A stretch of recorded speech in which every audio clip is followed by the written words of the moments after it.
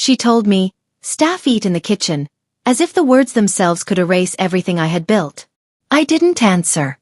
I just watched her, the bride, strutting across the ballroom like she owned the world. The sunlight bounced off her diamond earrings and expensive dress, making her look untouchable, but she didn't know a single thing. She didn't know that I was the reason every table gleamed, every flower bloomed, every glass sparkled. She didn't know that I owned this hotel. That I built it from nothing while she probably thought wealth came from Instagram filters and family names. My name is Evelyn Cross, and Marrow Bay Resort is mine. Every inch of it, from the white sand beaches to the private docks, belongs to me. I didn't inherit it. I didn't marry into it. I built it with blood, sweat, tears, and endless nights when I had no one to lean on. And now, after all these years, the man who ruined me was standing in my hotel, oblivious, booking it for his wedding. Ryan Hale. The man who walked out of my life leaving me bankrupt, who whispered lies about me to investors while he smiled like a golden boy, was here, thinking he could just waltz into my world and nothing would happen. It started the week before the wedding. Nina, my events director, came into my office holding a binder so thick it could have doubled as a doorstop. She looked nervous, the kind of nervous that's usually a warning. "Full property buyout," she said carefully, "Memorial Day weekend. Ballroom, suites, private docks, wine cellar access." "Who's paying?" I asked. She hesitated.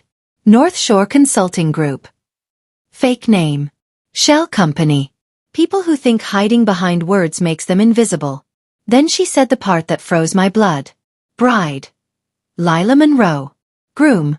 Ryan Hale. The air in the office felt heavier. I closed my laptop slowly. Ryan Hale. That name, those two words, carried years of betrayal, sleepless nights, fights I lost, and doors slammed in my face. "He doesn't know," I said calmly. Nina blinked. "Know what?" "That I own Marrow Bay," I said, my voice steady like glass, sharp enough to cut. She exhaled slowly, realization dawning. "So, decline." "No," I said, leaning back in my chair, letting the word hang like a storm cloud. "If we decline, he walks away unscathed. If we accept, he steps into my house thinking it's neutral ground. That's when the fun begins." Nina's mouth opened and closed. "Evelyn." I smiled faintly. "Invisible is dangerous." For 2 weeks, my team and I prepared the resort like we were preparing a stage for a battle no one would see coming. Orchids bloomed perfectly. Chandeliers polished until they sparkled in the sun. Linen folded with military precision. Every detail calculated. Every corner a silent weapon. They arrived on Thursday morning. Ryan Hale, oblivious, looking exactly the same. Polished, confident, distracted by his phone. Beside him, Lila Monroe, sunglasses indoors, the kind of woman who commands attention like it owes her rent. "This feels smaller than the photos," she said, her voice dripping entitlement. "It seats 400 comfortably," Nina replied. "I don't want comfortable," Lila snapped. "I want expensive." She mocked the drapes, inspected chandeliers, criticized the silverware, and even when she dropped a fork, she looked at it like it was beneath her. Ryan didn't lift his head. "Just do what she says," he muttered. That was when I knew this wasn't just another wedding. This was war.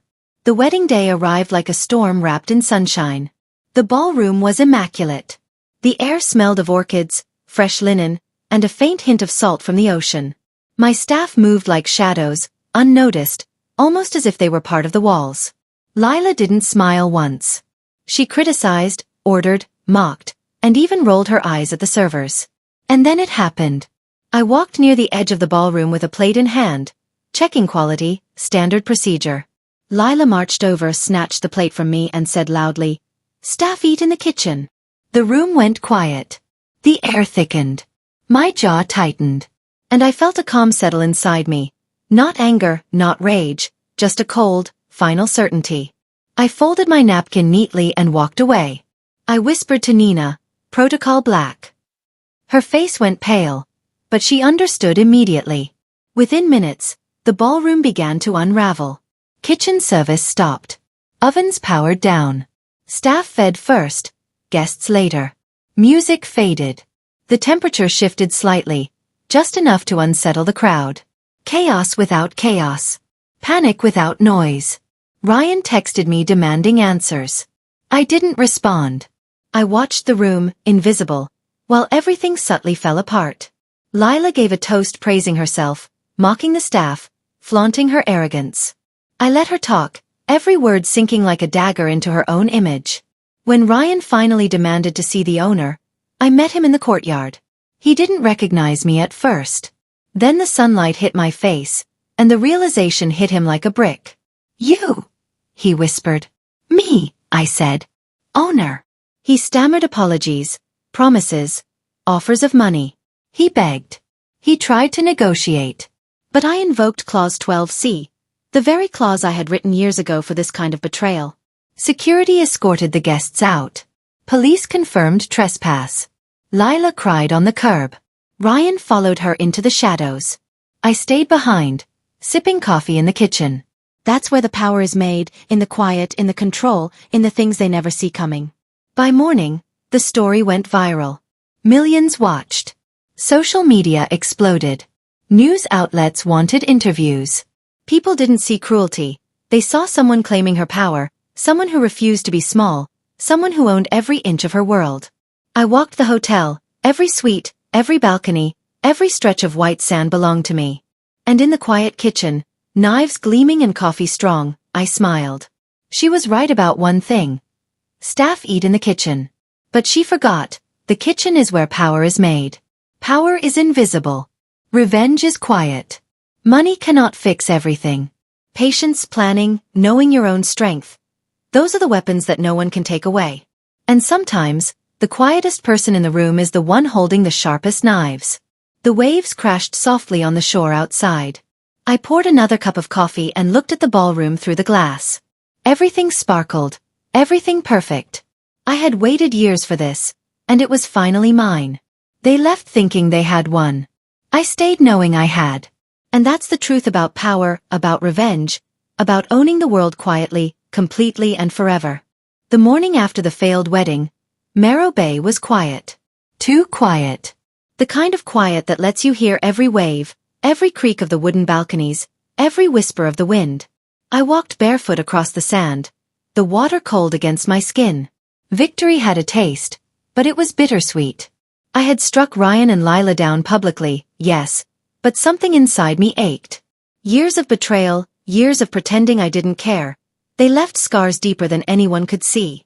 Nina came to my office with news I had not anticipated. "There's someone asking for you," she said, voice tight. "He says he has information about Ryan Hale and Lila Monroe." My first instinct was to ignore him.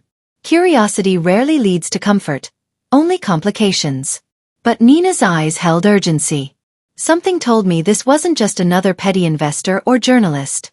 The man arrived just as the sun was spilling gold across the courtyard. He was tall, sharp, dressed like he had stepped out of a magazine. He didn't smile. He didn't offer pleasantries. He simply held out a folder. "Evelyn Cross?" he asked. "Yes," I said. "My name is Marcus Reed. I know what Ryan did to you years ago. And there's more you don't know. He's involved with people who will destroy more than your hotel if you stay silent." My heart skipped. I had expected arrogance, apologies, maybe threats. But this was different. He slid the folder across the desk. Inside were documents, pictures, texts, bank transfers. Ryan's betrayal was worse than I imagined. He hadn't just taken from me financially. He had been laundering money, hiding assets in shell companies, and worst of all, he had lied to everyone about me, painting me as the villain to anyone who would listen. "You've been patient," Marcus said. "But patience can run out." I didn't respond immediately. I let him speak, watched the city beyond my office windows, thought about the waves crashing softly below. Patience had brought me this far. But power? True power? That required more than patience. It required a plan. And plans. I am very good at plans. Over the next week, Marrow Bay became a hive of activity. But invisible activity. I called in favors from every contact I had ever made. Chefs, event planners, journalists, private investigators, even security experts from old contracts. Everyone was loyal to me, not because of money, but because they knew what I could do if crossed. Then came the next phase. A gala, supposedly in celebration of Marrow Bay's 10th anniversary. Invitations went out to the city's elite. Ryan and Lila would see the full power of what they had underestimated.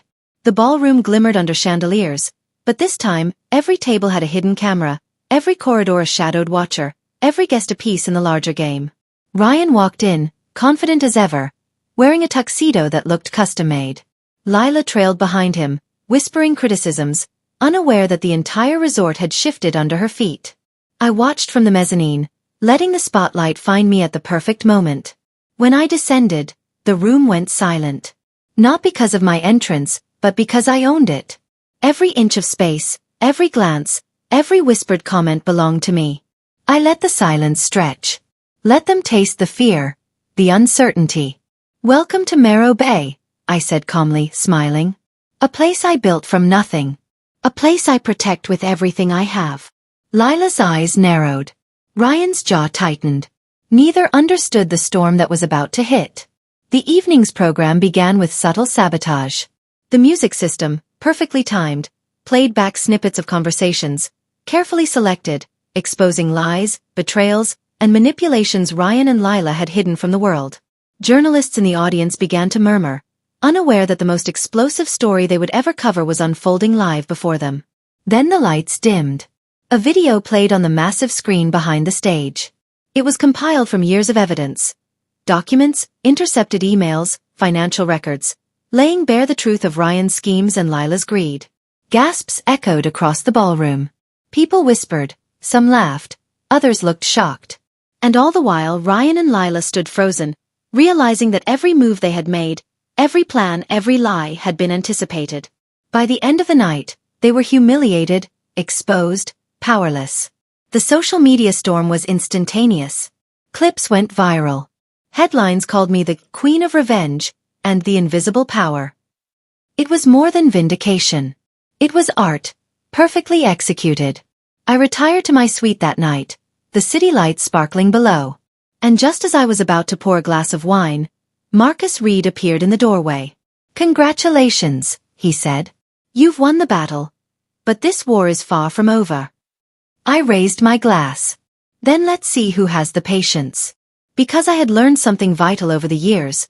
Revenge is not just about making someone pay.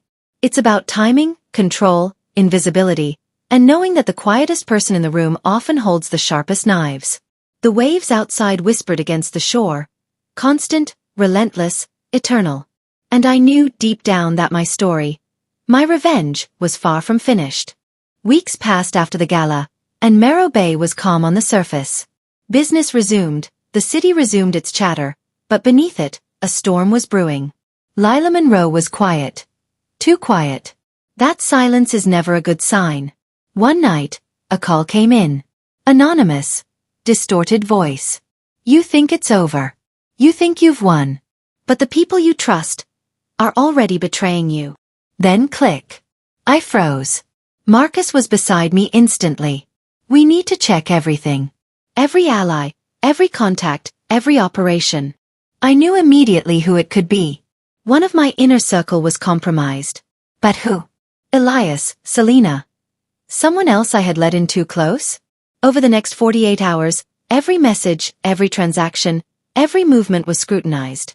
And that's when I found it. Selena had disappeared. Her last known location was a private jet hangar in the outskirts of the city. I didn't hesitate. I grabbed my coat and Marcus and I drove straight there.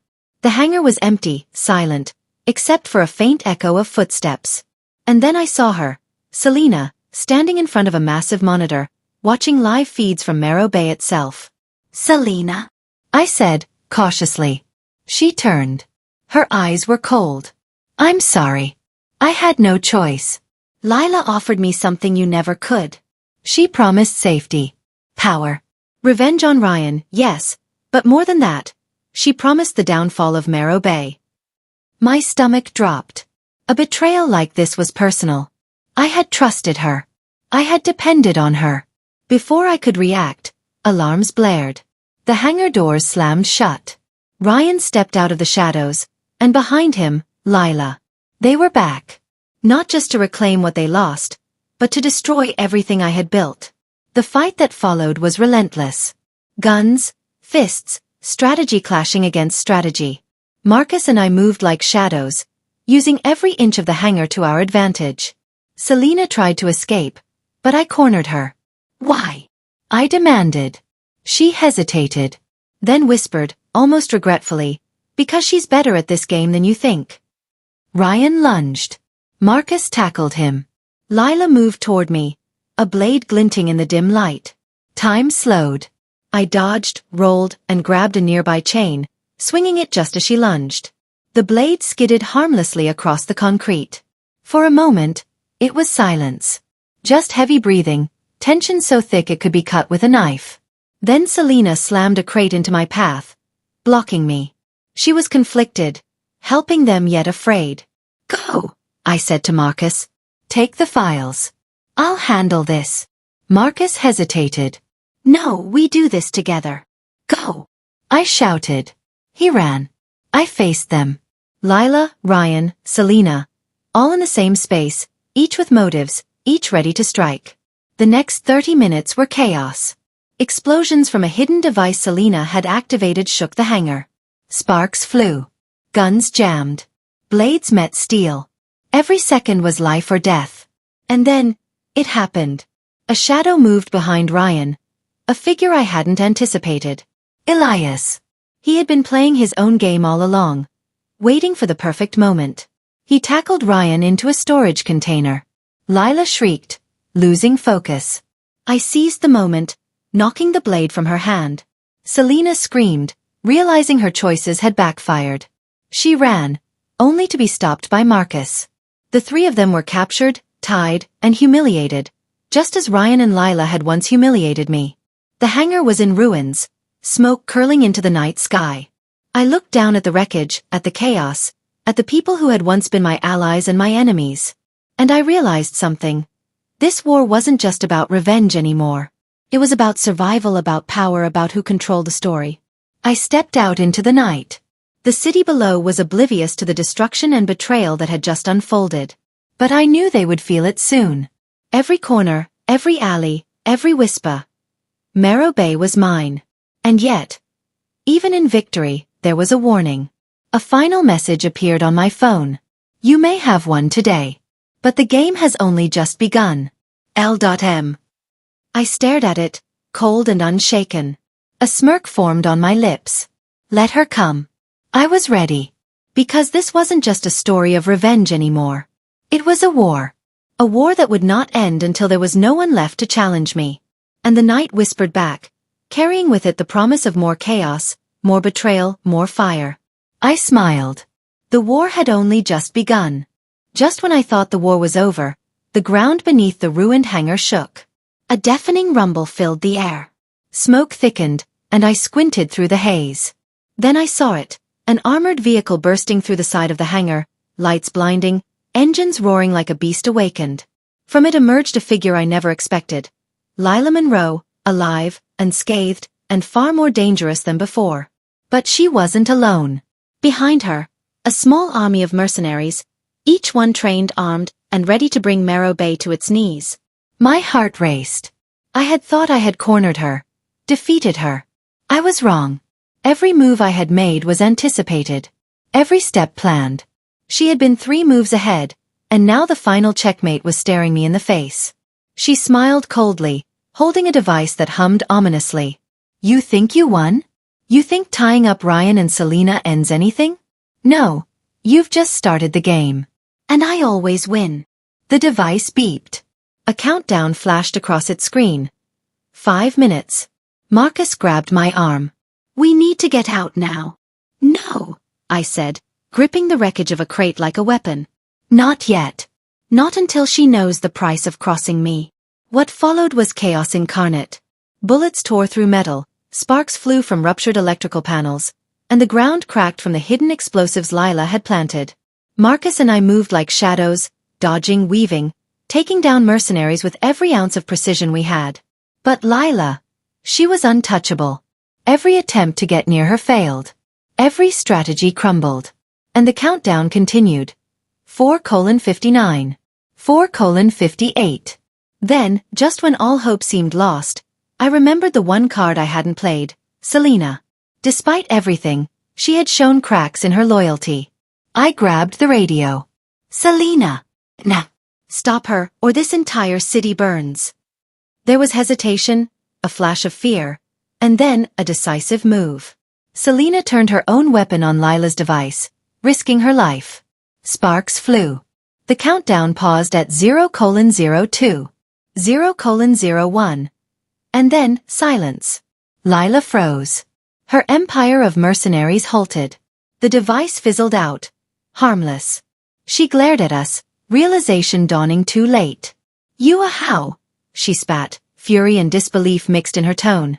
I stepped forward, calm, victorious, yet not unscathed. You underestimated loyalty. And you underestimated me. The hangar was a ruin, smoke curling like ghosts above shattered steel and concrete. Lila's army scattered, defeated, but the shadow of her power remained. One thing was clear, she wasn't gone. She never would be. And just as I thought the nightmare was over, a new message appeared on my phone. This isn't over. I'll return. You'll regret every choice. L.M. I stared at it, a cold smile forming. Let her come. I was ready. Because this wasn't revenge anymore. This was war. And wars don't end. They evolve. The city below was quiet now, oblivious to the storm that had just erupted above it. But I knew one thing with certainty. Marrow Bay would never be the same again. And neither would I. The night whispered promises of chaos yet to come, and somewhere deep inside me, a fire burned brighter than ever. The war had only just begun.